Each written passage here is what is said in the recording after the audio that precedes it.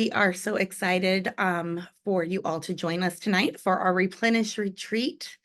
In the spring, we do this special hour-and-a-half long session twice a year, once in May and once in October, with Melissa Smith and some special speakers. So welcome.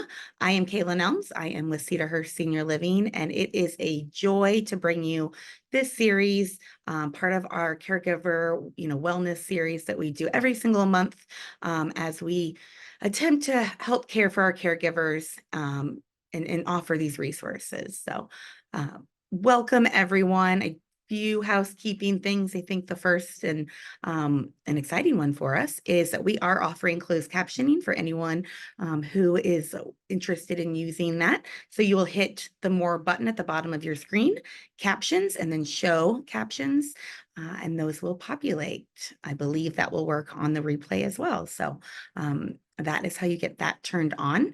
We are recording this evening for those of you who are joining us after the fact. Welcome. And those of you here with us tonight, we are excited to have you. So I am going to turn it over to Melissa Smith, who is my partner in crime for this event, and we'll let her introduce you to our speakers for the evening and sit idly by while I also enjoy this as a caregiver. Oh, fantastic. Hi, everybody. I'm so glad that you're here. And I love, Kayla, that you welcomed people that are going to be watching this later. I think it's important just to acknowledge there's a really big community of you all out there. Those of you that are here with us tonight, but also this is a resource for you later and to rely on and to know that we're all kind of paddling this together. And seeing where we go. So I really value that. We will start this evening. I have been in the caregiver world for over a decade, running a nonprofit for caregivers of Alzheimer's and other dementia. And we've just shifted.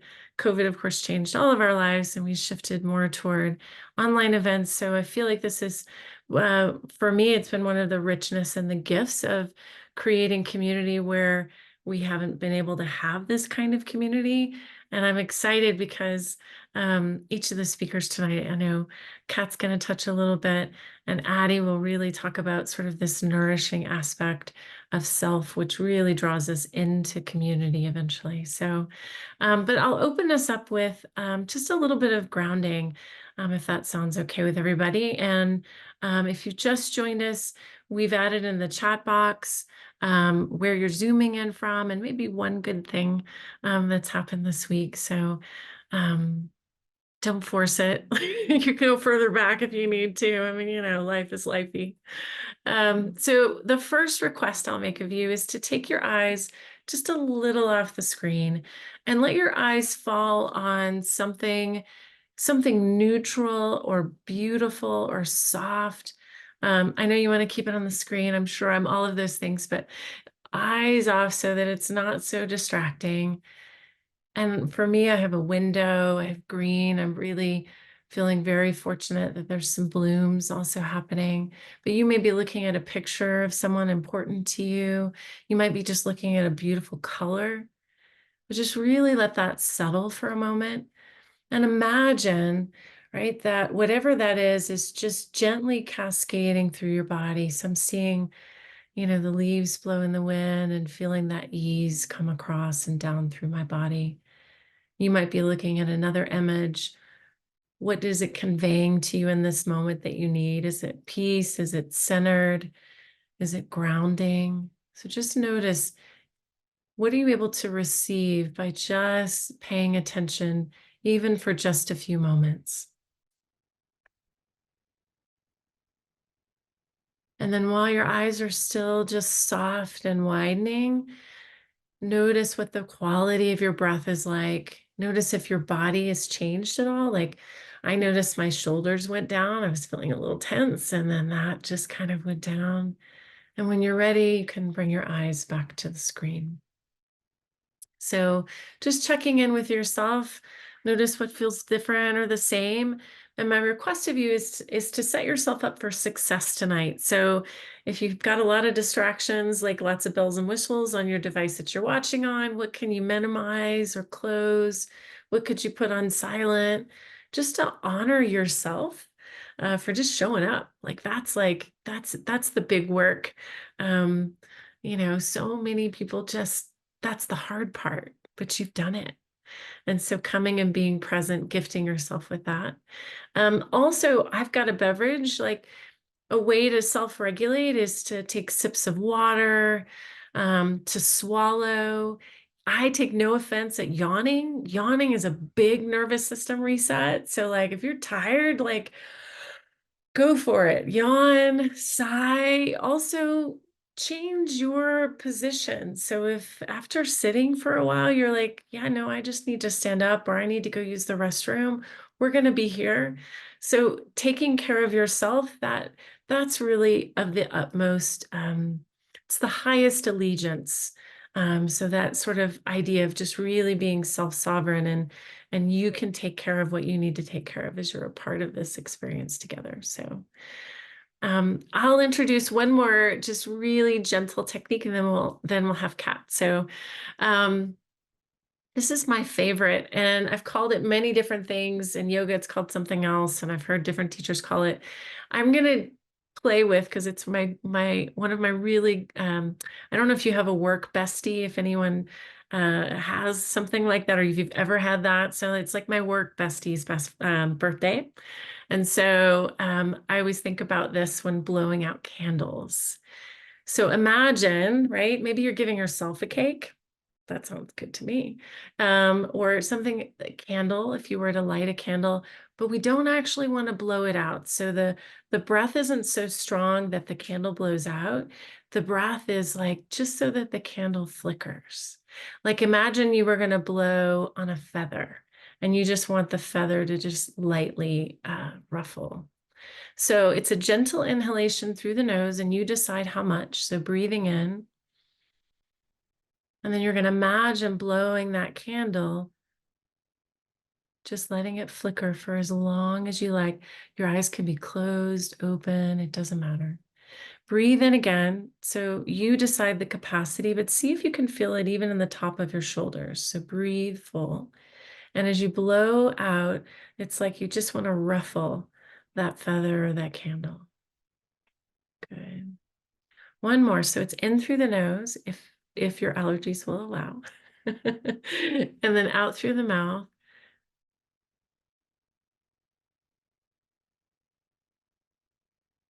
Okay. Normal breath. Normal breath. And so notice what effect that had on your body, what feels different or the same. I'm just noticing like even my voice is probably a little softer. I feel like a little softer, a little calmer. Feel free to put it in the chat what you're noticing about yourself. And I'll encourage you as we go throughout this session to stay engaged. Like, feel free to put in the chat little comments of how you're feeling or questions that you might have. You can also do keep in mind that if you mute, you might show up on the recording. So want to be really honoring of that if you're wanting to be more anonymous, that the chat box might feel more at ease for that. So there's options there. So I'll introduce Kat Vellos, and I actually pulled up your long version of your bio. I'll edit just slightly, but I'm like, this is really impressive. I think I must read all of this. You Anyway. could do the short one. I know, but I'm just saying. But she is an expert on cultivating meaningful relationships. And she's a speaker, she's an author. In fact, I got an email from Kat. If you join, I really enjoy her newsletters. And she had listed all of it looked like several dozen podcasts and interviews and all of that. And I had an opportunity to listen to several, and I'm just the richness of the conversations makes me even more excited for this evening. So she's the author of a book, We Should Get Together, The Secret of Cultivating. Yeah, there you go. Thank you for show and tell.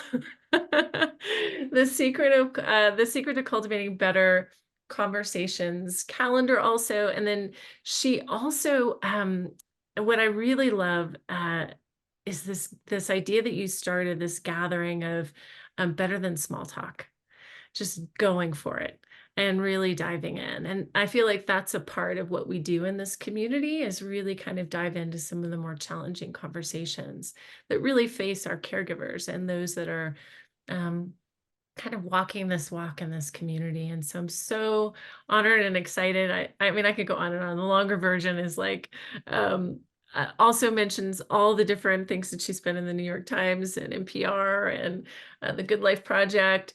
But I think most importantly is that you like tacos and puns, I do. puns involving tacos. And so if anyone has a pun, I just felt like, if anyone has a pun they would like to share, please put that in the chat box.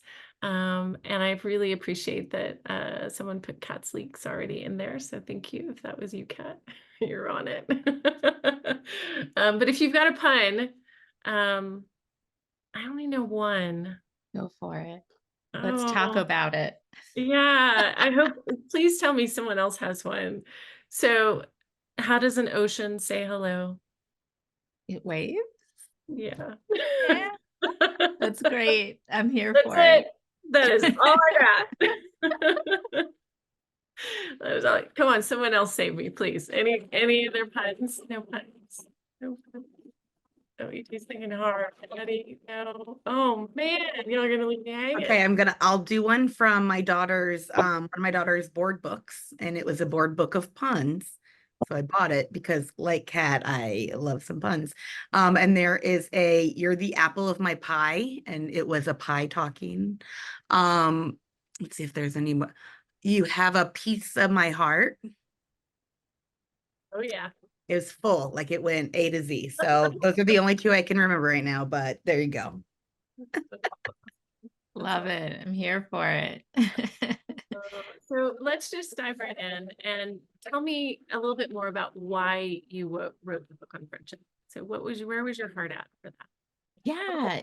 Yeah. I have to say, like, writing a book about friendship. So we should get together. The Secret to Cultivating Better Friendships. It ultimately was born out of this experience of finding myself wandering through the mid-30s friendship desert that nobody told me was going to be on the map.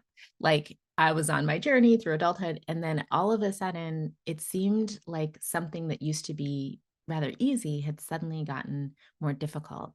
And like if I wanted to see a friend, I had to make plans like 6 weeks in advance. Or like if I spontaneously wanted to hang out, like nobody was available. And like, just this, like some of my friends like had got married or had kids, and like they kind of just like fell off the face of the earth. Like they went into another land. And it suddenly was very difficult. And I was very confused by this. And it was interesting because I would ask other people like how friendship was going for them too. And I heard this over and over and over again. All of these wonderful people, acquaintances I was meeting, I was still kind of new in the Bay Area at that time. A lot of folks were saying that they were having a really hard time with friendship and that it was very difficult. And sometimes in life, when we encounter a challenge, we just kind of chalk it up to like, oh, well, I guess that's difficult. And we just live with it. But I'm pretty stubborn about this. And I really believe that nobody should have to go without friendships if they want that in their life. And so it felt unjust and unfair to me that so many wonderful people I was meeting, I was like, they should have the friends they want. Why don't they have them? It wasn't just like, oh, I want this for me, but it was like more upsetting to me that people I cared about also were having a hard time with this. So I was like, I will not tolerate this. And my lens on the problem was also deeply influenced by the fact that in my day-to-day job, 40, 50 hours a week, I spent my time figuring out how to simplify processes in my work. So my work as a user experience designer is literally to make things more user-friendly. And I was doing that every day for a lot of like apps and websites, but there's a lot of things in life that are more important than apps and websites. And I was like, how could we make the life stuff actually more user-friendly? Because this is very important. And I dug into the research and discovered we were on the, midst or on the verge, depending on how you count, of a loneliness epidemic. And what that means is there's suffering in the world. And so I wanted at the core to reduce suffering in the world and to increase the joy and happiness that people have and the healing. And friendship and platonic connection and community connection is such a thriving, vibrant, wholehearted, like fulfilling way to get that need met. And so becoming endlessly fascinated in this topic and endlessly curious about it led me down a path that now I've been on for 8 years of really investigating the question of like, what makes friendship hard and what makes friendship easy, and what can we learn from people who are really succeeding at friendship during adulthood in the different stages of adulthood, and how can folks who are struggling have an easier go with it. And so the whole book looks at the challenges, and for each of those challenges, there's a whole slate of ways that you can address it, strategies that you can try, things that you can do, modify them to whatever your life situation is, so that you can begin to move through it. Because it's not, I don't believe that it's a challenge that we should just like throw our hands up and say, oh, well, that's hard. Life sucks. I guess we're just going to live with that and like not have friends. Like that's just an unacceptable answer to me. And so I really wanted to make that easier for millions of people.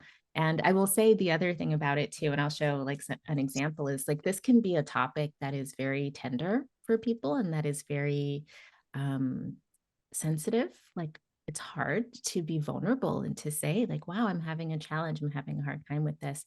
And so I wanted to bring some sense of levity to that. And so I'm an illustrator as well. And so I illustrated it, and it's full of like little cartoons and things that take a look at a challenge or a problem. And we name it and we get into the deep stuff and the deep research, but it's also, I want you to smile and I want you to have fun on the journey of making this better. So there's tons of like really fun illustrations in there to keep it light and keep you motivated. Well, I love that. And it's funny because I really relate. You started the book talking about how you posted on Facebook. You were essentially crowdsourcing for friends. I went on there because it was like a Saturday afternoon and I wanted to hang out. It was a beautiful day and I wanted to spend time with friends. And so I posted, I said, who's available? Who wants to meet up and hang out and talk about life with me today? And a bunch of people replied, and almost every person who replied lived in another state. Like I had moved a lot in adulthood, and all the friends who wanted to hang out with me were not available because they were not local. And I think many of us listening can really relate, not to the boldness of crowdsourcing. Like I'm a crowdsourcer, and I think people are always like, wow, I would never do that. And I tend to find that in caregivers, there's this like, I don't know how many agree with me, like caregiver needs down here, like in the urgent quadrant, everything is like boom, boom, boom. It has to be all these things to be done. And I'm the only one who can do them as well, this well. And it takes too much time to explain. And it's so hard to ask for help, because when I ask for help, people don't respond, or they say no, and I don't want to be rejected. So, I mean, those are the kinds of things that I hear.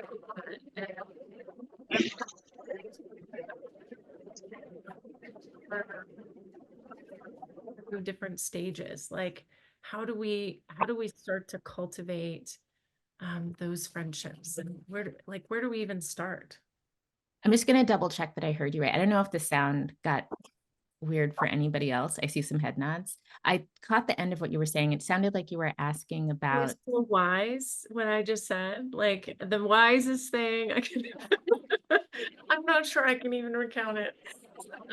It sounded like you were talking about the stages Yes. of adulthood, right? Yes, exactly. And you mentioned caregiving and how it can be hard to ask for help. Yes, caregivers, really, really, thank you for asking. Caregivers struggle so much with this asking for help, and what you mentioned earlier, just being vulnerable, and willing to hear a no, or not even be willing to ask because it just takes too much energy, like easier to do it myself. And so what can you offer us? Like, where can we start even? If you don't ask, you don't get. If you don't ask, the answer is always no, and if you keep doing what you've always done, you'll keep getting what you always got. So it can be difficult. And I acknowledge that anxiety of asking for help, not knowing if people will say yes, or asking for connection, not knowing if the other people will feel the same way. That's real. As well as, like you said, sometimes it's easier to just take care of it by yourself, or in the case of my work, to like just hang out by oneself again. And so that's a part of it, and that's real. And I want to acknowledge that as well. And I will also say, so in my research for the book, I spoke with tons and tons and tons of adults all around the country, and some even outside the United States, about their experiences. And while I didn't have specific research into like the caregiver community, there are a lot of lessons from the parent community that I did speak with that I think overlaps here, and that can sometimes play a part. So I want to speak to that. So one of the things that I've heard, and you can tell me if this resonates or not, is that when folks enter these stages of, let's say, mature adulthood, whether it's like middle age, parenthood, caregiving, later adulthood, there is sometimes a shift in identity that can come with taking on this whole new role, taking on this whole new phase of life that doesn't really match with whoever somebody was before. So there can be this isolation, or this little bit of loneliness that comes with like that shifting identity, the shifting role, and maybe even feeling disconnected from the friends you had who knew you before, the friends you had who knew you before you got into this life stage or this role that you're in. And so there's sometimes a sense of sadness around losing that. And also really wanting to be understood in the current phase of life. And so wanting to be known as a multifaceted person is nothing to be ashamed of. There's nothing wrong with wanting that, and desiring to have friends who get it with regard to that life stage or life phase that one is in. And so with that, I hope it's a word of encouragement for folks to know, like, if you want connection at whatever phase of whatever type you're looking for, there's nothing wrong with that. And there's really nothing wrong with asking. And the surprising thing that I've learned from doing this work is that no matter what you want, there's a very good chance that there are other people who want the same thing. And nobody's saying it. And so nobody's getting their needs met. So have the courage to be brave and to put it out there. It doesn't have to be a post on social media if that's not your jam, or you're not, weird like I am. But it can also be, quietly asking a friend of a friend or an acquaintance to say, how is friendship going for you? How is connection going for you? I've been thinking about it a lot lately. And just having a conversation that kind of gauges someone else's openness to connection. Or if it's about caregiving, for example, if you have the opportunity to have a deeper conversation with someone who's in caregiving, maybe invite them to a meaningful conversation about, how it's affecting you at this phase of your life. What do you feel like it's making room for in your life? And what do you feel like you're having to maybe set aside during this time in your life? And having space to acknowledge the give and the take that comes with that can be really meaningful. And so one thing I've heard on this topic that came to me from an acquaintance of mine, we were having a conversation, and she was saying that she was getting into the stage of life where a lot of her friends were getting diagnoses. And with that comes a whole new journey. And what she found was that the people who show up for you in a time of need might surprise you. They might not be the people that you expected. They might be someone new. It could be someone from a different angle. It could be someone that shows up for that season. Like, have you ever heard that saying, there's friends for a season, a reason, and a lifetime? It's like sometimes people show up for that season of need, and they just drop into your life like a bright light. And so having the appreciation to be in the moment and to be with the people who want to be with you in that moment can really deepen a friendship much more quickly than the friendship that develops just going to get coffee every 3 months at Starbucks. Right. I know. And that's not bad either. I And think, that's okay too. Yeah. yeah, with those friends, it's really interesting. Anecdotally, I had a friend say to me, why don't we do more things together? And I felt like Yes. a little bit like an attack. Mhm. And so I said, I really appreciate that question, because I think where you're coming from actually is, can we spend more time together? Mhm. And so I said, if we can frame it like that, I'd be really excited about that conversation Mhm. rather than the why don't. Right. Yeah, it just landed so hard. And I thought, oh, that'd be why. Because Yeah. it didn't land very well. So yeah, so just mindful of like, can we connect with a sense of grace if it is every 3 months, right? Um, yeah. And that's okay. And it's totally okay. And to kind of get into the nitty-gritty of what you just mentioned about like, okay, asking questions. And that's how I discovered you, is on Instagram. Is like, what are alternatives to saying how are you? And I Mhm. love that. And I think a lot of people were like, that was like a viral thing, because how do we skip the superficial? And I've actually did a little test this week. The kitchen is where all of our departments overlap. If any of my coworkers are watching, hello. And so like I tested, I was like, hey, how are you? And like they would just go, hey, good. And we just like, keep on walking, right? Like Yeah. grab whatever we're grabbing. And I overheard someone else say they went for a hike, and I was like, hey, and I won't say their name. Hey, you went for a hike. Where did you go? Like, what was the weather? It was really crappy here. What was it like up there? Super windy. And then this like 10-minute later story about where they like to hike, and so now I feel like, oh, I may have a hiking buddy. But yeah, Yay. right? And so just a matter of that little shift is so, so powerful. I would love for you to kind of speak to more on like how the intention, and I love how this is written, guidance that you offer people has to do with paying attention to the content of our conversations, but more specifically to the content of the questions we ask each other. I think it's really pretty valuable, and especially for a caregiver that won't ask for help. Can we deepen by using our words, and then that trust is developed to maybe ask for help later, right? So I'd love for you to speak about that. Yes, yes, yes. So the calendar that Melissa's referring to, by the way, I'll just give like a sneak peek. I wrote all these different alternatives to the small talk questions that we normally ask each other that I think we could do a nicer job of like switching some of these out. Um, because the content of our conversations determines the depth of our relationships. And as your story illustrates, one of our most lovable and annoying quirks here in North America is that we use a question as a greeting. So when we say, how are you?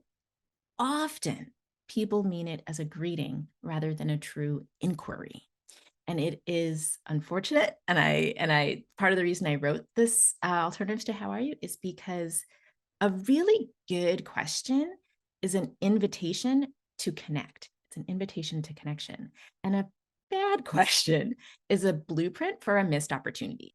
And how are you is often, when it's used as a greeting instead of a real inquiry, because you can ask that question and mean it as a true inquiry and truly want to know, like, how are you? How are you, Melissa? How is your soul? Right? That's a deep question. How are you as a human? But when we use a question that gets confused as a greeting, it's a lost opportunity. And we just throw it away. We say the script. I'm supposed to say fine. How are you? You're supposed to say good. How are you? And then we don't actually know how either one of each other are. And when we are in a situation where life is especially hard, it can be kind of self erasure to say the script when like you're not good or you're not fine, but you're just supposed to say fine. How are you? Right. And so the opportunity to pause and say, do I want to make a greeting here? In which case I can just say, hi, good morning. It's nice to see you again. I hope you're having a good day. Like you can make a statement and still really kindly greet somebody. But if you really mean to ask a question, changing the question, even changing one word or two words, or following up on a context clue like you got about the hiking story is a really clear way to make it obvious that you are offering inquiry, you're offering the gift of your curiosity, you are truly interested in the other person's answer, and you are ready to do some listening. And that is a doorway to connection. That is where the opening for connection can really come in, because that's what a question is. It's a doorway. And so by paying attention, as you did in the story of like hearing the hike and following up on that, or remembering a detail to be like, oh, how's your cat? You know, the last time I saw you, your cat was sick. Are they okay? You know, or how did things go with that trip to the East Coast? Whatever it is, if you have a tiny detail and you can follow up with a specific question, it really shows you're paying attention and you truly do care how they are. And when they answer that question, you're going to get the answer to the question, how are you? But you didn't have to say, how are you? Right. And if you really want to say, how are you? You can frame it in a way that really shows that you intend to know. So like, how are you really, or how are you really doing? Or tell me like the behind the scenes of how you are lately, you know, and that really lets somebody know that you really do want to know how they're faring and you're not just giving the throwaway greeting. Feel free, folks, to also drop comments, questions, stuff in the chat. We're going to have Q&A, so I'd love to hear. Yeah. I love, someone put, oh, This is nice. yeah. So how are you like you care? Yeah. Like you really genuinely care and are interested. Yeah. Thank you. Yeah. So like one that I really like is how's your heart today? Mhm. What's your week been like? How's your day so far? Those will often tell you how somebody's doing, but it's clear that you really want to know because you're not just saying the throwaway greeting. Mhm. What are two emotions you're feeling right now? Things Mhm. like that can Oh, I love really that one. good check-in Yeah. question. Yeah. I usually use, as a therapist, I'll say, oh, what has gone well since I saw you last? Tell me one. And it could be as a result of therapy, or it just could be just something that went well, you know, Yeah. so that they're like, because sometimes fairly dysregulated, I think I'm in. So to kind of disrupt that dysregulation, you know, it's like, oh, well, I'm not sure. I have to think about it, you know, so. One thing that you said in your book, you said cultivating friendship is like nourishing a garden. And I love that analogy. That just really sit well with me. And, you know, I feel like we're in this, it's funny, you started the conversation talking about being, how did you describe midlife? Like, is the desert, what did you call it? So it's a throwback to this illustration I did at the front of the book called the 30-something friendship desert. Yeah, friendship Looks like desert. this. And you'll see that it's got all kinds of stuff. There's Loneliness Lagoon, the Bay of Brunch, Text Town, Busy Bayou, Relocation River, Meetup Mountain, a sea of social media. Yeah, there's a lot going on. And sometimes you find yourself in the middle at the friendship desert, wondering why it suddenly got hard and how we could make it better. So Well, that's the reference I was I making have there. some really bad news for you. Oh no, you live So in the desert. the friendship desert repeats itself in Ah, later life because uh-huh. for different reasons. You alluded to health, Yes. and I think that's a big component of it. Also, we're like you're in the marriage and baby season, and then not too long ago I felt like I was in the divorce and the dying season, like or diagnosis. Like, so it's just like, oh my gosh, like, and I love phrasing, the phrasing that you use. How did you say it? Uh Everything is a season, a reason, or a lifetime. Everything for Oh, a season. friends for yeah, we have friends Yeah. for a season, a reason, or a lifetime. Yes. And that resonates so well for me because instead of thinking like, um, you know, whatever this period is now, that it feels like everything is just right now. And when you're caregiving, everything is so urgent. But instead, if you can look at it more as a season, that Mm. over a period of time, that things will feel more balanced rather than trying to get all the balance in one day. Like that just feels overwhelming. But I would love to hear more about this. How do we move from just meeting someone? Let's say a couple people connect, you know, either online or a few people connect at work. How do we create that richness and move a friend from like just being an acquaintance to a little bit deeper? How do we cultivate? And for me, the word that kept coming up is trust. Mhm. How do I trust and go deeper? Mhm. We learn to trust ourselves when we take a risk and see that we survived. And we learn to trust each other. I love a quote from a contemporary of mine, Andrea Bonnier, who says, she's also written a book on friendship, and she says, trust is gained when we give someone the opportunity to disappoint us and they don't, which is, I know, right? Profound. Mic drop. I love it. And the other thing about, you know, going through this process, I wrote a blog post called Is Friendship Really as Hard as You Think It Is? Because what I found in my group programs and coaching with folks on this topic is that a lot of times we say, oh, friendship is hard. But when we dig a little bit deeper, we find out that actually what's hard is having courage, right? Having the courage to invite someone to hang out with you. But that's because courage is hard, not because friendship is hard.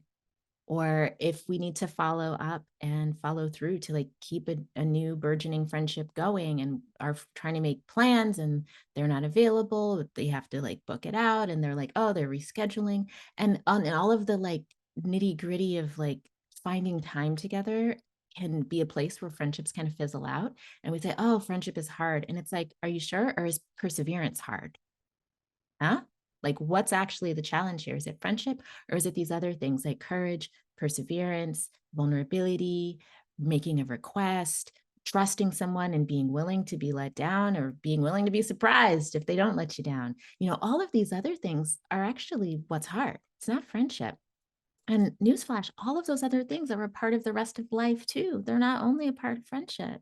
They're going to have those same like needs in any other relationship at work, with your relationship with yourself, with anybody else, right? And so those are the things that maybe we need to focus on practicing. And the more we practice, the easier it gets. And then we discover that suddenly, oh, friendship is easy. And it's like, that's because it was never friendship in the first place. It was courage and perseverance and vulnerability. And with practice, those things do get easier. And the other thing is, if you find yourself stuck in acquaintance land and you want to get to real friend land, there's something that you can do that works really well. And you alluded to this earlier, so I like that you mentioned it because I'm like, oh, I hope we dig into that more, which is instead of just meeting up to talk about life, do life together. So we all have to do errands. We all have to go to Target. We all got to go to the grocery store.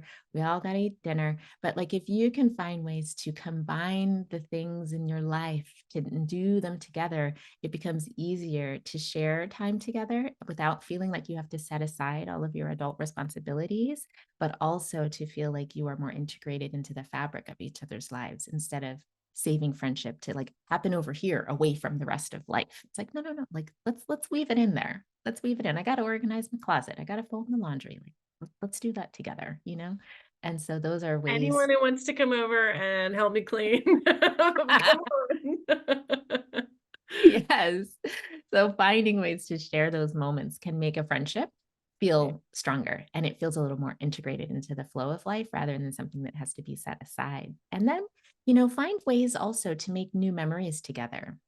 You don't always have to do the same thing over and over again. And if you've both been going through a tough time, like maybe it would be the thing you need the most is to steal away for 45 minutes and go walk in a park together and look at the green leaves. I love that grounding intention setting that you did for us. Maybe it's just to like stare at trees together for half an hour silently. Like maybe that's the thing you need to do. And so finding ways to make a memory and to be supportive to each other in those moments can be a way to deepen a friendship without just feeling like, oh, it has to just be, you know, pretty pictures for the highlight reel on Instagram. Yeah, no kidding. Mm-hmm. I would love to hear if anyone wants to add to the chat box if they do something like that already, and we'd love to hear some ideas. One thing I do, I like, is so selfish. Shh, don't tell all my friends. So, I have a beautiful park. Like, it takes me 2 minutes to walk there. I have to walk my dog. I'm like, Yes. let's meet at Rose Park and we'll go walk from there. So like, I get to walk my dog, I get moving, we get to chat. It's very close. So for me, like I have a high value of quality of life. That's really important for me. And if I've got to go drive a half hour to spend time with somebody, Yes. I am not going to do it. So how can we meet in the middle? How can we also like get two things done, so that I feel like really nourished by that and not depleted afterward? Yes. Yeah, or that's a big one. Well, I'd love for anyone else, if you've got, oh, I love what you put, Kayla. This conversation is making me think about how cultivating our friendships can be a form of self-care. Mhm. I think we're done now. We're almost ready for bed. I mean, like that just sums it up for me. Like friendship is really cultivating that garden also within ourselves rather than just outward. If there is one thing I haven't asked you today as we kind of start to wrap up, what would you say would really speak, here it is, like if you were to put it on like a flashing sign, what Yeah. is it we really should take home with us today and this idea of cultivating deeper, richer connections? Mm. There's so much I could say, but to I distill it down, know. to distill it down specifically for this audience, thinking about caregivers who give so much, right? And maybe could use a little receiving as well. I guess the takeaway I would put there is to, um, similar to Kayla's comment about how it's a form of self-care, is to think about what kind of care would be the most nurturing for you to receive, and to make a request this week or next week, sometime in the next week, uh, for that from the person who is most likely to be able to meet that need for you. It can feel like a big deal, as you mentioned, to ask for help or to ask for what you need. And ask for help before you're at the end of your rope. There's a poem I once read a long time ago, and one of the lines in it, she says something about my needs, and my needs grow like weeds, but she says, ask for what you need, like before you're in the rocking chair or something like that. She's basically saying, like, don't wait until you're at the end of your life to start asking for what you need. She's like, ask for help now, ask for what you need now. And it's okay to do that. It's I'd other love people's for you, job I'd to love for navigate you their to, boundaries and say no. Don't say no for them preemptively. Go yeah. ahead. No, I would love for you to repeat that the idea of reflecting on what your needs are, but asking, this last part I think was really critical. I don't want anyone to miss it. Asking the person in which you think could actually fulfill the need. So really setting yourself up for success and strengthening a relationship that sounds like it's already fairly dependable. Is that what I hear you saying? Absolutely. Because it can be frustrating when we ask the wrong person or ask in the wrong direction, and then they can't really meet our need. And then we're discouraged and we feel like, oh, I shouldn't ask. But it's like, maybe you just needed to ask somebody else, or to frame it slightly differently so that it was really much easier for them to say yes. Yeah. You know? And for those that feel like they don't have that person, Mhm. I just want to acknowledge that. I recently, spoke to someone who was a caregiver this week, and she's like, no, I can't think of a single person. And I think that's just where she was in that moment. Yeah. And so I wonder what offering you have, but the first thing that comes to mind is things like this, like communities where, Yes. I always say, well, what do you love? Well, she loves to sew. And she used to be in a sewing group. I'm like, are they still around? Can you, like, they meet at a regular time. So you go there at that time. There'll always be someone there at that time, even if it's one person, and you're meeting on a thing you both love, right? Rather than asking someone who already feels like they're going 90 million miles an hour. And that's what came to mind for me. But I'm curious what your thoughts are on how, like, if someone says, I just don't have that, how do you even start? Yeah, I've posted about this online before, that the shortcut to community is to find a group doing a thing that you don't get tired of and become a regular. Yeah. Become a regular. That is literally the shortcut to community. And so whether it's in this example of, she just wants to connect with someone, wants someone to talk to, doesn't feel like there's anyone there, or if you just really want an ongoing sense of community, is to we have this tendency to like flit from thing to thing or to just like self-isolate. But if you make a commitment, like pick a group, pick a place, and show up again and again and again, become a familiar face there. It can be the thing that helps you build closer connections to the other people in that space. And it also gives you that feeling of belonging to have a third place that's not your home, not your work, but it's another place where you feel at ease and where you know that you can talk to other people. That's a really, really powerful way to feel less alone on a day-to-day basis, even if you're not partaking of it in every single moment. Yeah, I love that. I love that. My biggest takeaway for you said, which was a lot, was become a regular. Yes. And that's hard, I think, for some people. I would think back to a time where I moved into a new country and I joined a play group, and my kid loved the play group and the women hated me. And I was like, I'm just gonna keep coming until they decide to like me. And I was like, and they did. So like we're all still connected to this day. But I think sometimes there's just that like push through kind and perseverance. And it's like, sometimes you just gotta do what you gotta do. So Yes, yes. Kudos to you for not giving up and just saying, like, I'm gonna keep showing up. My kid really wants to be here, and I guess I'm coming too. Sorry, ladies. I know. I told them that story later and they denied it. But I'm like, no. Little revisionist history there. Yeah. Well, you are such a gem. And if there's any other questions, if something comes to mind and it pops up into the chat box, I'll forward that to you and we can send it out later with the recording. Yeah, I'd be happy But to. I know you're going to hop off, and I'm so excited to introduce our next speaker. So just thank you so much. And for those of you that are, I think Kat put it in there earlier, but I'm going to pop it in again where you can find some of her resources there on her website. So also very accessible. Like you've got some PDF download things and things like that, which I think are really a lower price point, which is really just accessible. And I really appreciate that. Yeah, and there's just endless amounts of free content in the blog and in the podcast lists as well. So lots of stuff there. Folks are on a budget and want some help, like 24 hours a day. I'm available in blog form and podcast form 24 hours a day.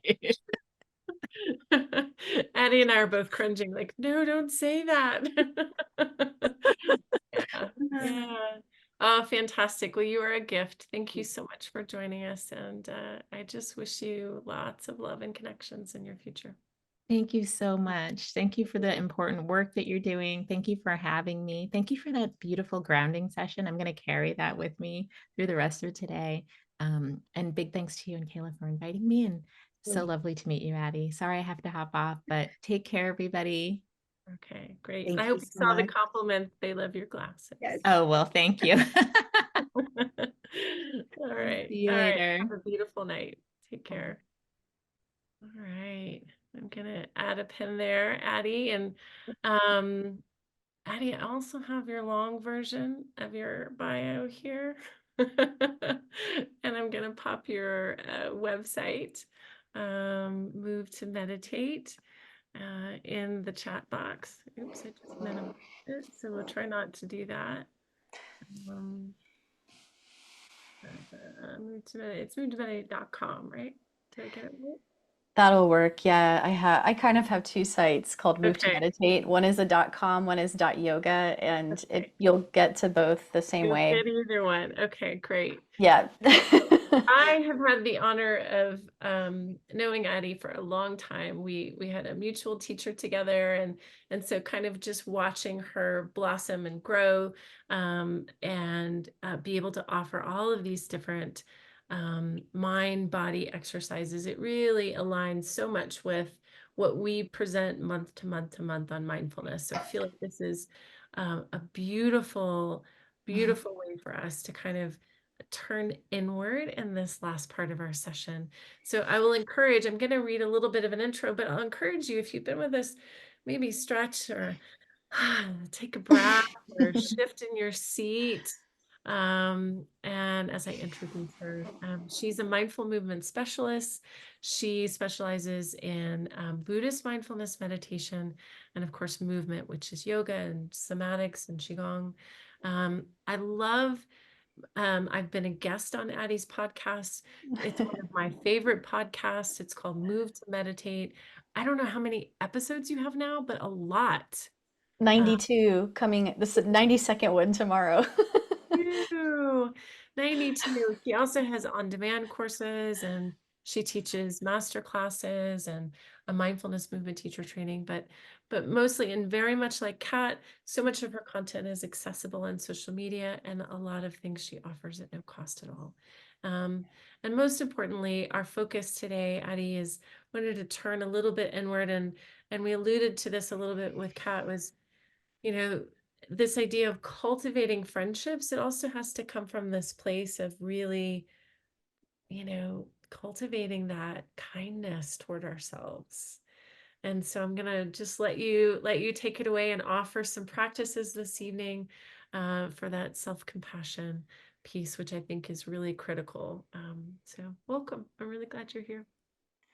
Thank you so much, Melissa. And I super enjoyed Kat's presentation as well. I'm going to have to read her book because that topic is one that I really need and want to work on myself.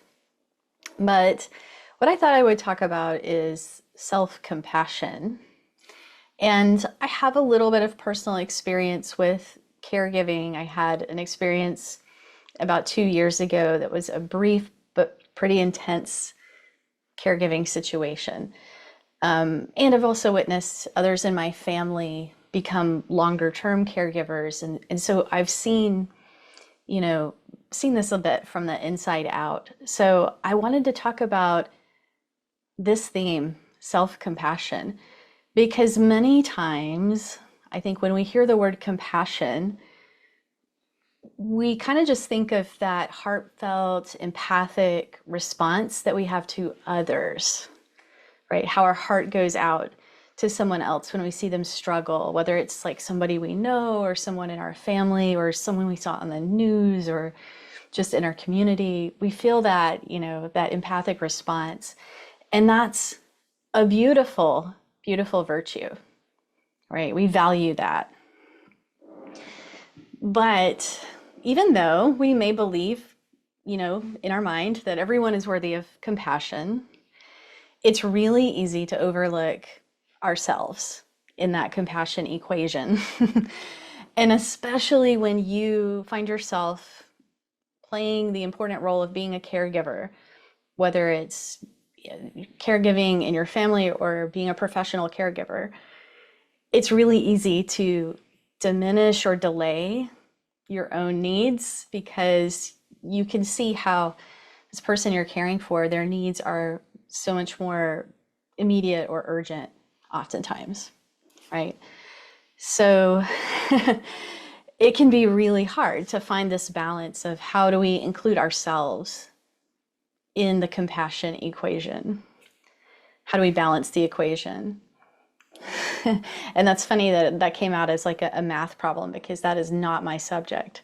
But we'll do a practice in a moment that sort of walks us through playing with that as a balance, how we can find enough compassion for whoever we're caregiving for, but also ourselves so that no one is left out. And over time, as I'm sure some of you have experienced, if we're kind of overlooking ourselves in terms of compassion and in terms of self-care, that can easily lead to burnout. That can lead to all kinds of things like feelings of resentment or feeling like I can never do enough, or even kind of like feeling numb to situations or our response to others, right? It can really affect relationships. And we can get really drained when our compassion has this tendency to only flow out and there's no incoming. Imagine if your breath was only exhales, right? Take a few breaths, you need the inhale, right? We can't live with only exhales. We can't live with only the out. We have to have that oxygen, that nourishment, that care coming in as well. And so as caregivers, we need to receive support. It may be a different flavor or intensity or type of support than who we're caregiving for, but we still need to find ways of receiving support as well. So let's do a little kind of practice, a little meditation or exploration on this, and just take a moment to make yourself really comfortable. Adjust how you're sitting so you can feel able to breathe without restriction, or if you even want to lay down for a minute. This won't be a super long meditation, but it's really good to be comfortable. Okay, and you could close your eyes if that's helpful, or you could keep them open if you're more comfortable that way, if that helps you stay more present. But just kind of soften your eyes, even if they're open. So take a moment, grab a pillow, get a blanket, set yourself up. Maybe sigh out a breath. Or come back to that beautiful candle breath that Melissa taught us before and take an inhale and that really soft, long exhale.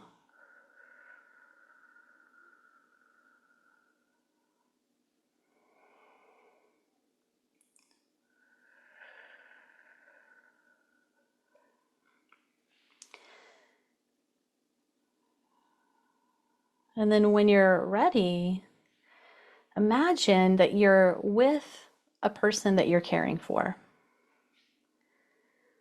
And for some of us who are visual, it's kind of like picturing that in our mind's eye. Other times it's more just like the feeling of what it's like when we're with them. So bringing that in.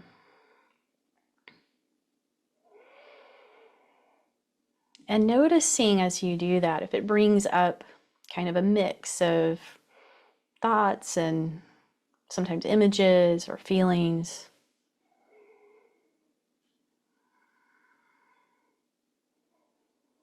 Maybe you notice that sense of caring, but also sometimes difficulty,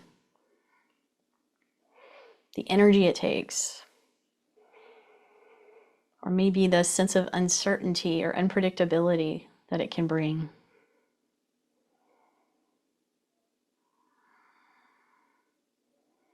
We're just acknowledging this landscape.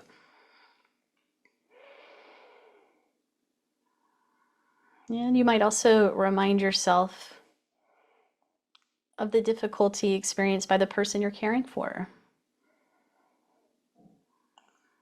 Their sense of loss, their sense of pain, or their sense of challenge.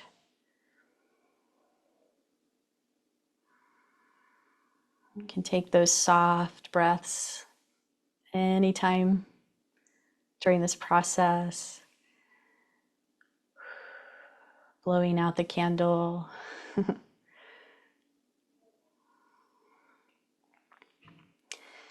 And as you hold both yourself and this person in your awareness together, just try on these words of wisdom that I'll drop in. See how this feels.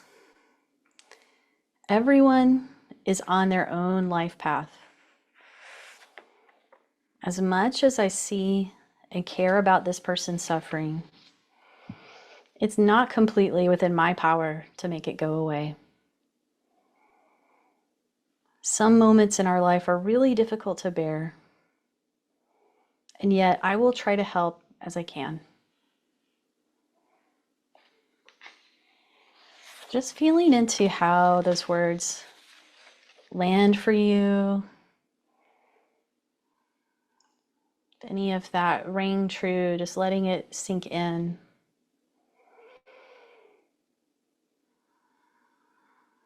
Also becoming aware if there's any discomfort within yourself, whether that might be like a physical sensation tender emotion or thoughts bubbling up.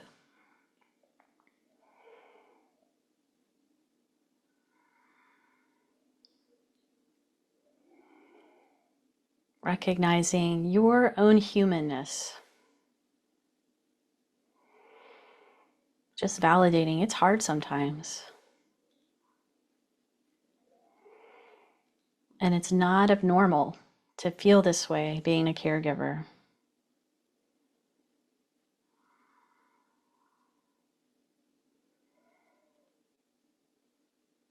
Let's put our attention back on the breath, particularly the in-breath. And imagine that whenever you're breathing in, however you're breathing in, you're taking in some warmth, kindness, some compassion for your own experience as a caregiver. Almost like you're breathing in compassion vitamins.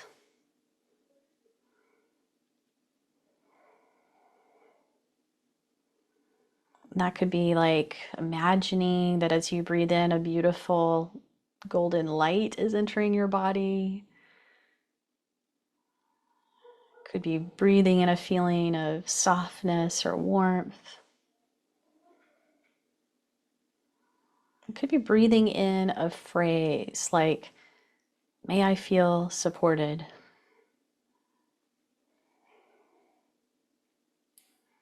May I find some ease.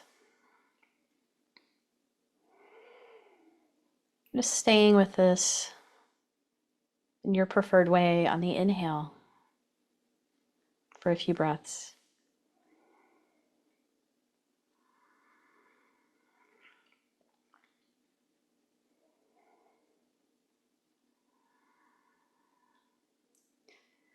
And now let's bring the person you're caring for back into the picture. And imagine that as you're breathing out, you're sending them some of this compassion, that light or that feeling or those words. Breathing it into yourself, breathing it out towards them in whatever form you like.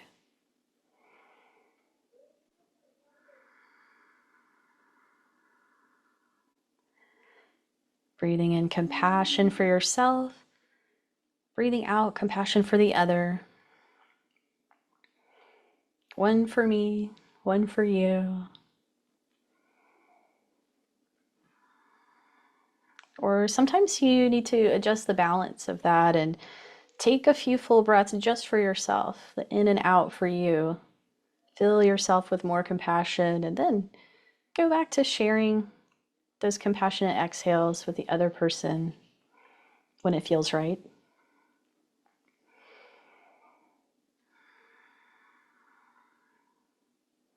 This process can be really fluid and maybe even playful.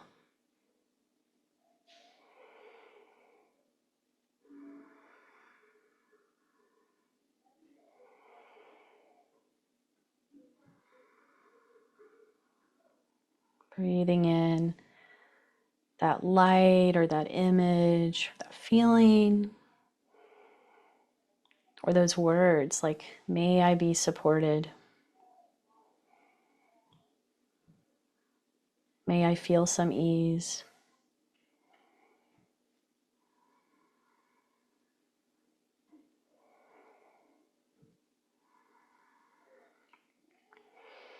This breath supports our life, and there's more than enough air to breathe.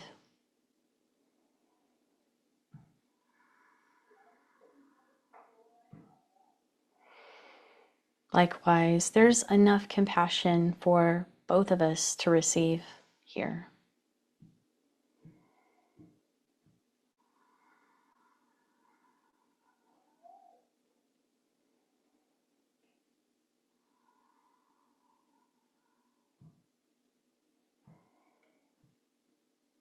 Like the give and take of the breath, we need both the inhale and the exhale.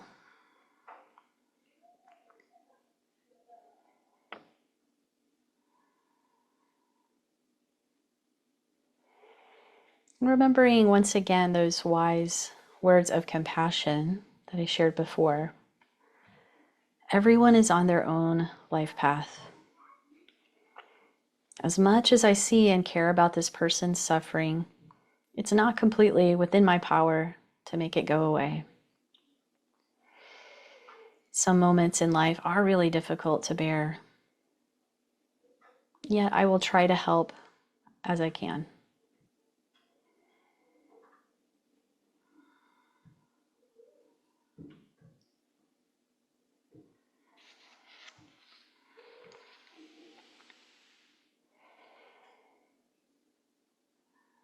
Then transitioning gently, gradually out of this meditation, you could start to open your eyes if they were closed, or just use your eyes to look around your space a little bit, turn your head, see the room, or see out the window with fresh eyes. Maybe do a little stretch, and just in that process, noticing how you feel from that little self-compassion adventure. There's no one right way to feel.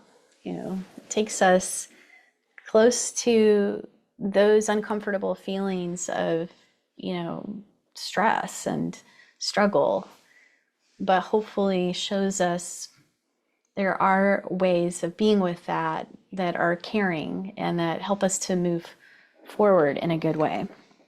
So I'd love to hear how that was for you. If you want to put anything in the chat or ask a question, and I'll just share a few more kind of tidbits about this self-compassion piece, and hopefully we'll have some time for more shares or questions. So I think the thing that can be really helpful is to think about these 3 elements of self-compassion. And that meditation I guided you on, and this kind of framework, I'm drawing from a practice called Mindful Self-Compassion that has been originated and developed by a teacher named Kristen Neff. So I can look for the link and put that in in a moment. I'm not a good multitasker, so I'll keep talking for right now. But the 3 elements of mindful self-compassion are, first, mindfulness.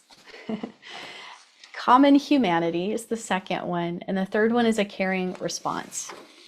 So these are all really important. The mindfulness part is this ability to actually be aware of ourselves, to recognize what is going on with us. That's harder than it sounds sometimes, because our attention is going over to someone else and someone else's needs, right? Our attention in general in the world as it is today is kind of divided and split and pulled in many, many different directions. So for most of us, it takes some intention and some practice to remember how to reflect on our own state and be in touch with what we're actually experiencing in the present moment. So this mindfulness piece of the self-compassion process is really short. It's quick. It's just a little pause to go, oh, how am I feeling right now? What's up right now? Or sometimes we notice, like, oh my God, I'm really stressed, or something feels really prickly right now. And the compassion and the mindfulness just helps us recognize that, like, oh, it's really tough right now. This is a tough moment. As simple as that sounds, that can be really powerful. It's so validating just to recognize this is what's happening for us. Something is impacting me at this moment. And so then the second piece, common humanity, is really important. This one helps us remember it's not abnormal to have struggle, especially playing a caregiving role. It is not at all abnormal to feel stress and struggle and confusion and loss and all kinds of challenges, right? Loss of control, loss of certainty, all kinds of challenges. And when we can remember that there are also others who are experiencing this, there are others who have made it through this, that helps us to not feel so alone in it, and to also remember it's not our fault that we're experiencing this difficulty, right? It's kind of like part of being a human. So recognizing that struggle, that stress, that suffering, that discomfort is part of being human, it can help us to relax a little bit around that. It can also help to keep us from going into self-pity, which is sort of where we go when we do feel alone, like, oh, poor me, it's just me, no one understands me. This is something, kind of taking it personally and going into that state, which it's understandable, but it isn't the most helpful place to stay. And one thing with this that I want to mention, one nuance with the common humanity piece, is sometimes we're tempted to make it kind of this dismissive thing where we start to compare to others and we go, oh, but others have it so much worse. I shouldn't complain, right? And I just want to say, like, we all need self-compassion, and any amount of stress or struggle is worthy of care. Yes, comparative suffering. Exactly. This is definitely one of those areas where comparison is not so helpful. You don't need to win the suffering Olympics to be worthy of compassion. You don't need to get the gold, silver, bronze medal or even compete, right? Don't compare. The flavor of struggling, the intensity of struggling, the timing of struggling, all of that might be different, but it's part of being human. We all have it. So that's the common humanity piece. Mindfulness, aware something's going on, common humanity. I'm zooming out to go, okay, it's not just me. And then caring response, right? So those help us orient to what's happening and what it means. And then we have some clarity to go, okay, what would be helpful right now? The caring response can be self-care actions and simple self-compassion actions, and those are actually different. Self-care is usually an activity that we can take time for, that brings us joy or brings us rest or ease, and that's probably separate from some of those moments where we're on call or we're on duty being a caregiver, right? It's really good to go take that nap or go take that yoga class or go on that walk with your friend, right? You can always do that right in the moment where something is happening and things are activated and there's like really stuff to attend to, but you can still practice self-compassion in that moment because it doesn't have to take time.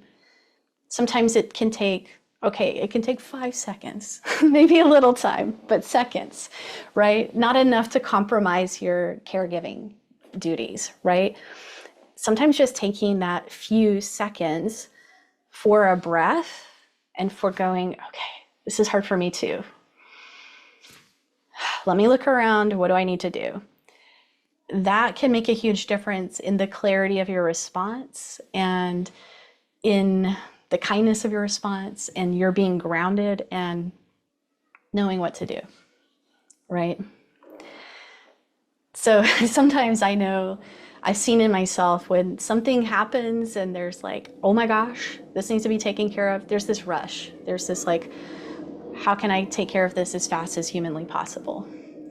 But what I've learned is like, if I can take that little beat, just a little breath, maybe feel my feet, maybe blow out a slow breath, maybe look around and go, okay, is there a tool here that I need, or do I need to like take 5 seconds to text someone for support? That can really help, right? Instead of just falling into that rush. So that's part of the caring response of self-compassion. That's including ourselves in how we're going to go about this process of caring for others. If we have a little more than 5 seconds, if we have 5 minutes, it could be taking a simple action like keeping ourselves hydrated or stepping into another room. Maybe it's a bathroom somewhere where we can just have a moment to ourselves for a few slow breaths or just to recollect ourselves. Maybe it's enough time to call someone caring on the phone and hear a supportive voice, right? So whatever the time and the opportunity is, or whatever your preferred form of support is, that's the caring response that comes after we go through these steps of recognizing mindfulness. Oh, something's up. Common humanity. Okay, it's not just me. I might need support. And then, okay, what's the caring response in this moment? Is it 2 deep breaths and saying something supportive inside my mind, right? Sometimes it's just that. It's like this internal move. It doesn't have to be a really big task or anything that adds to our to-do list. Sometimes it's really just that simple internal shift that makes a huge difference. So we'll all have these opportunities to practice our self-compassion, times when we're exhausted or frustrated or feeling depleted, or we made a mistake, or we don't know what's going to come next, feel like we can't do enough, all of those things. And instead of seeing them as a problem, which I know is our default setting for most of us, over time, with practice, we can start to see a little glimmer of like, maybe this is just a signal, a call for care, a call for connection. So it isn't a choice between you and the person that you are caregiving for, where only one of you gets to have compassion, right? There's enough for both of us.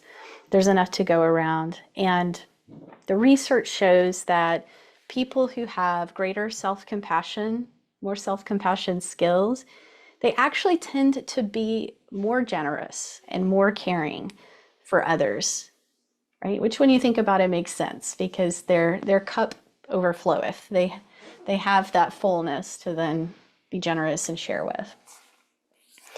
So that's kind of what I wanted to share, and I would love to, hear. I'll check the chats and hear what this is bringing up for people, or if you have thoughts. Yeah. Thank you, Melissa, for putting some of those resources in. I've already made a Post-it note, because and in my mindfulness session, I always say, right, mindfulness gives us an opportunity to pause so that we can respond rather than react. Yeah. But I love just adding the word, what's the caring response? So not just what's the response rather than the reaction. It's like, what is the caring response? Because it denotes coming from a deeper place, from a place that's a part of us that's like, of course, this is my philosophy here. I really believe that we all have this beautiful center to us. I look at you and I think, you have, and Kayla has that, and Linda has that, and Adele has that. I feel like there is this part of us that no one can touch, no crisis can touch, no whatever can touch, but it's a matter of getting the space to tune into it so that we can have that. I love that caring response rather than reaction. Or Linda has a question for us. I don't know if you want me to read it. I love that. Yeah, go ahead and read it for me. Can you please talk further about the difference between self-care and self-compassion? It's a great question. Yeah, I thought this was interesting to think about as well. And others may have a different kind of definition of these terms, but self-compassion could be broader, I think, and it could be many things, but mostly it's an attitude. It's like an orientation. That's why I was saying it's like an internal move, right? It's not necessarily it doesn't have to be anything we do externally. Even the caring response part could be an internal response, of how we're talking to ourselves or where we're putting our attention, right? So it could be kind of subtle, kind of sounds subtle, but it's an internal shift, of how do I relate to this experience with more compassion and care, Whereas self-care tends to refer to activities and like things we enjoy, things that fill us up. It could be like reading mystery novels, it could be crocheting, it could be hiking, it could be baking. I just named some of mine, right? It could be going to yoga class, it could be meditating, it could be getting a massage, it could be getting your nails done, it could be a hot bubble bath and a cup of tea, it could be anything really, but those tend to require a little bit of like time, right? So usually that can be an obstacle sometimes with your when you're really in the thick of it with caregiving. It could be, something comes up and you don't get to go to that class, or something happens and you're too tired and you don't have the energy to like bake that, batch of cupcakes you were going to do or whatever. So self-care can be a little more like hit and miss, I think. We don't always have the resources or the time, but self-compassion can be available anytime, anywhere. And that's where it's, just such an amazing resource because it's an internal Yeah, resource. I love that because it's more of a mindset that and a state of being, as opposed to like self-care is more of a doing, right? Like Yeah. it could be that you were being still, that could be a self-care practice. Mindfulness could be a self-care practice. Even self-compassion could be a subset of self-care practice. They totally overlap. Yeah, they really do overlap. And I've always like not been the biggest fan of the word self-care. Oh my gosh, my son's about to mow the lawn. So And here, if you're hearing voices around me, that's because I live right above a playground. So if you all have been hearing people scream this whole time and wondered, it's the playground. I'm so used to it, I forgot I was going to mention it. So this is where I'm going to employ self-compassion and compassion for my child that I caregive for, where I have a non-judgmental stance on this discomfort that I feel hearing him start the lawnmower right outside my window. And it's Yeah. good intentions, this kid. What other questions do you all have? Yeah, she says, thank you for the additional clarification or comments. Yeah. I'm curious how you felt during that meditation. In our Monday mindfulness, we tend to do shorter ones. And I love that this was longer. That felt so like I actually, the stillness, and I'm curious maybe how others felt, the stillness in me, I realized my body's a little tired. Oh, I'm like, oh, I have a little tension in my neck. So I was moving my neck a little bit. But like really being still, I was able to notice what sensations were happening. I was also able to kind of play with both of those images. And you said something about there is more than enough compassion for both you and the person you're imagining. It's like there's no scarcity in That's not a finite resource, right? It can feel like it, right? When we're really super drained and it's like, I can't find my compassion, it's gone, right? But, that's why it's kind of like the air, there's enough oxygen to breathe in. And when we replenish ourselves, that compassion comes back and there's enough, right, for everybody. I love that. I love that that abundance philosophy, especially when it is such an intangible thing. It's like, no, why do we feel we need to hoard our kindness or hoard our compassion? Like it's like, Yeah. no, there's no scale. Like, Yeah. and also I think sometimes we might go, well, maybe the person we're caring for could be someone that we don't care a lot about. Like there could be a lot of discord, especially if it's a family member and that burden has fallen on your Hmm. shoulders, and there's changing personalities with dementia and all kinds of things. I've heard this a lot. It's like, how do I reach in and find something for someone who's not nice to me? And so that's where self-compassion has to be bigger, like that balance you were saying. It doesn't have to be equal. Maybe Yeah. keep it on, and then that out of that outpouring, there could be a little extra or a little something. And then Um, it's not about their behavior and how deserving they are because of their behavior, but it's about who you are and your value. Like, you value compassion, so you generously offer it regardless of someone's capacity to earn it or their past behaviors or, you know, whatever. It becomes this just radical, generous practice of offering compassion freely. You know, the practice, like the very traditional forms of it, would be trained to offer compassion to the people who are easy and the people who are difficult, and all beings everywhere eventually. And that's hard. That's why it's a practice.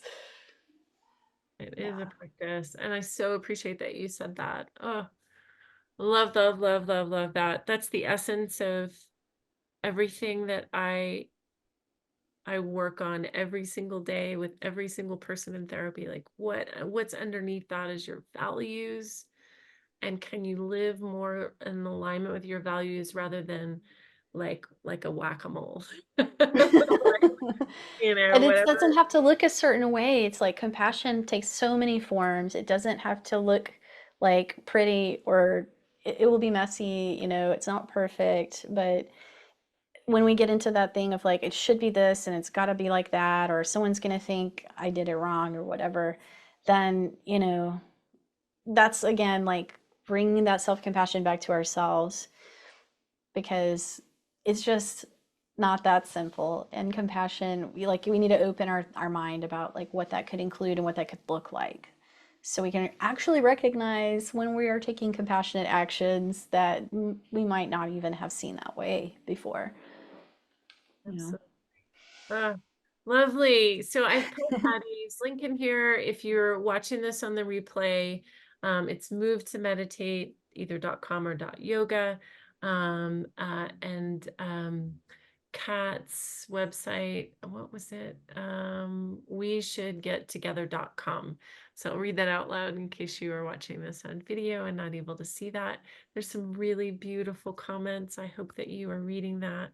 You know, just appreciating the retreats and the speakers.